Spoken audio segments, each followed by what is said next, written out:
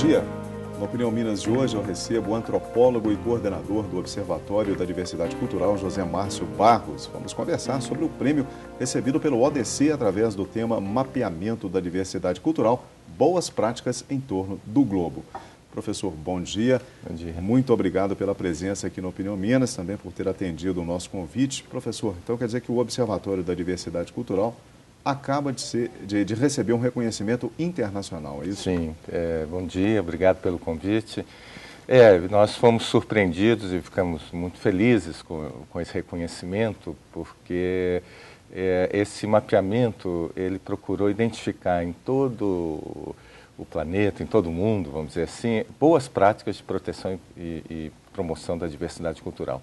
E estar entre as 39 boas práticas é para nós motivo de, por um lado, muito orgulho, muita satisfação e, ao mesmo tempo, muita responsabilidade. Esse reconhecimento, professor, veio pela Unesco. Sim. Esse trabalho foi desenvolvido em parceria com 3 instituições. A Unesco, e especialmente a representação alemã, o escritório da Unesco na Alemanha, uma organização chamada ACEF, que é uma fundação voltada a pesquisas na área e atuação na área social e cultural, chamado ACEF, e vamos dizer, um coletivo chamado U40, que são pessoas de menos de 40 anos de todo o mundo que trabalham junto com a Unesco na observação dos caminhos da diversidade cultural. Então, com um trabalho integrado dessas 3 instituições, identificou centenas de práticas em todo o mundo e 39 foram escolhidas. O prêmio foi dado assim pelo trabalho global ou especificamente por um trabalho desenvolvido pelo ODC? Sim, o prêmio ele é dividido em algumas categorias, né, na área de políticas públicas, na área de informação, na área de formação, na área de cultura e desenvolvimento, são algumas categorias, né? E o observatório ele foi escolhido dentro dessa categoria de análise, troca e compartilhamento de informações e formação, porque é o nosso foco, né? Mas pelo conjunto, vamos dizer assim, da obra do observatório nesses 5 anos de existência. Pois é, professor, para quem ainda não conhece, o senhor podia falar um pouquinho sobre o trabalho, como é que começou, por que começou o observatório? Bem, o observatório ele teve início há 5 anos atrás, em 2005, exatamente na época em que estava sendo votado na Unesco o texto desta Convenção para a Proteção e Promoção das Expressões da Diversidade Cultural, né? O que é essa convenção? É um instrumento político, institucional, internacional, que foi votado numa Assembleia da Unesco e que posteriormente foi reafirmado por mais de 114 países membros da Unesco como medidas políticas e institucionais para proteger e promover a diversidade cultural. Então, nessa época, em 2005, no calor do debate, das dúvidas sobre o resultado da votação e tal, nós constituímos o Observatório da Diversidade Cultural, inicialmente como um projeto dentro do curso de Ciências Sociais da PUC Minas, e hoje mantemos as relações, a parceria, mas hoje o ODC é uma organização não governamental. Mas ali teve início o observatório, esse acompanhamento, a informação. O Brasil teve uma participação fundamental na votação desta convenção, mas a sociedade brasileira ainda não sabia, por um lado, nem a importância da diversidade cultural, e, por outro lado, quais os significados desta convenção. Então, aí nasceu o observatório. Professor, e por que um tema como esse, diversidade cultural, recebe essa preocupação de um órgão como a Unesco? Pois bem, as razões são várias, né? A primeira porque nós estamos, tal e qual a biodiversidade está em risco no planeta, também a diversidade cultural está em risco. Com uma grande diferença, que a biodiversidade, ou seja, a diversidade na natureza, ela se recompõe desde que o homem deixe de atuar de forma perversa sobre ela, né? Quer dizer, a natureza ela se recompõe toda vez que o homem para de interferir nela própria. Já a diversidade cultural, ela não é naturalmente renovável. Ela não se renova naturalmente, né? A diversidade cultural depende da educação, a diversidade cultural depende da comunicação, a diversidade cultural depende do desenvolvimento, ou seja, diversidade cultural é a nossa capacidade do que a gente faz com as nossas diferenças. Né? Ou seja, a nossa capacidade de, sendo tão diferente, a gente transformar isso em criatividade, a gente transformar isso em paz social, a gente transformar isso em desenvolvimento humano, né? É isso que é diversidade cultural. Às vezes tem uma visão assim um pouco ingênua de que diversidade cultural é a soma das nossas diferenças. Não. Né? Por exemplo, no caso do Brasil, nós somos muito diferentes se você comparar o brasileiro do Amazonas com o gaúcho, com o mineiro, com o do Rio Grande do Norte. Né? Somos muito diferentes. O que não quer dizer que sejamos diversos, porque diversidade é exatamente isso. Né? Eu e você somos diferentes. É a nossa capacidade de, a partir da nossa diferença, a gente produzir algo maior do que nós dois. Entende? Assim, algo mais criativo, algo que permita a nossa troca. E isso é mundial? E isso é um problema mundial, e por isso preocupa não só a Unesco, como preocupa muito a política cultural do governo brasileiro, como preocupa muito os governos latino-americanos, porque essa diversidade cultural, ou seja,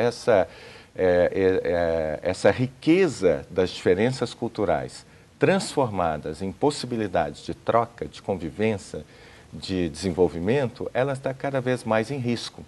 Seja, né, pelos processos da indústria cultural, né, que nos obriga e nos impõe, às vezes, padrões de consumo culturais muito centralizados, muito restritos, né? Seja pela falta de articulação com as políticas de educação, né, para que a educação seja esse caminho, né, seja pelos problemas de guerra, de enfrentamento, que muitos deles se dão pelas diferenças culturais. Por isso, a questão da proteção e promoção da diversidade cultural se transformou em algo tão central para um órgão internacional como a Unesco, tanto quanto para vários governos nacionais. Eu queria abordar um pouquinho mais aí com o senhor daqui a pouco sobre essa influência aí, né, desse mundo globalizado, das culturas em diferentes países, mas eu queria que o senhor falasse um pouquinho como está sendo o trabalho desde 2005 do Observatório aqui. Bem, o Observatório, ele trabalha em 3 linhas, né, complementares. Uma primeira linha é informação. Né? E por que informação? Porque a chamada sociedade da informação não é a sociedade que informa melhor os cidadãos, não. É a sociedade que transforma a informação numa grande mercadoria. Então, e com isso você tem um excesso de informação disponível e cada vez mais pessoas menos informadas e pessoas com menos capacidade de se apropriar da informação e transformar em conhecimento e, portanto, transformar em atitude transformadora. Então, primeiro foco de atuação do Observatório é com a informação. E para isso, e como é que é esse trabalho? E para isso nós temos um site, né, na internet, que é atualizado semanalmente com informações das mais diferentes matrizes e locais, exatamente para que as pessoas possam ter no site do Observatório uma informação segura, diversificada sobre políticas públicas, ações na área da educação, possibilidades de trabalho, todas elas voltadas à diversidade já cultural. Até colocamos na tela aí, observatoriodadiversidade.org.br. Exato. Né? É disponível para todos, com possibilidade de baixar arquivos, compartilhar fotos, textos. Temos também no Twitter, enfim, estamos aí. A segunda linha de atuação é com formação, porque não basta só informação. Essa passagem da informação para o conhecimento só através de processos formativos.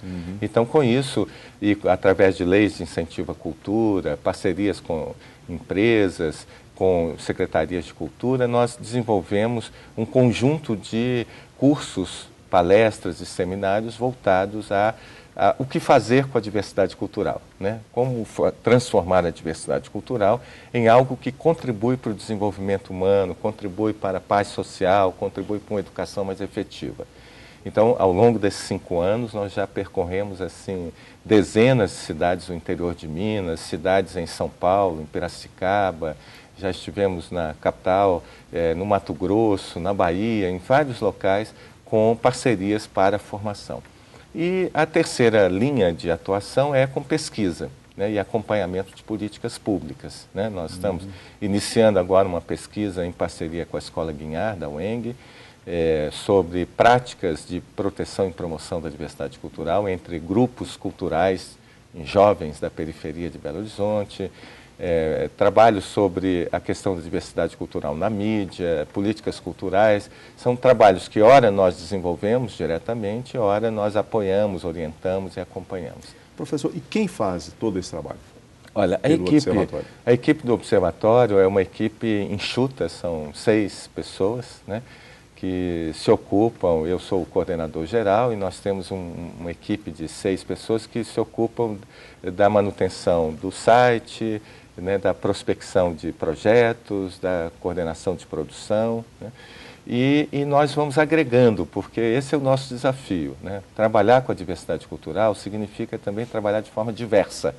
Então, nós vamos associando, tendo parcerias, né, com governos municipais, com instituições públicas estaduais, com empresas. Nós também trabalhamos.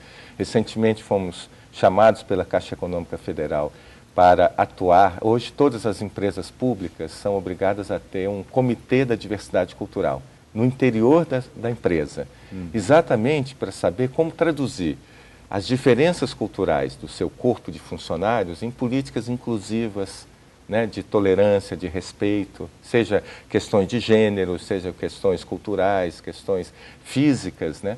E nós fomos chamados pela Caixa Econômica Federal para participar chamado Dia D, Dia da Diversidade, né? Então, são vários, assim, nós atuamos em vários campos exatamente porque achamos que a melhor maneira de proteger e promover a diversidade cultural é vivenciá-la, né, de forma diversa. Tá, no segundo bloco, professor, eu queria então abordar com o senhor como é proteger, trabalhar, né, preservar a diversidade cultural de um país como o Brasil, por exemplo, né, que é tão massacrado culturalmente há muitas décadas, ok? Tá ótimo. Nós vamos agora para o nosso intervalo. Em instantes eu volto a conversar com o coordenador do Observatório da Diversidade Cultural, ODC, o José Márcio Barros. Opinião Minas volta já.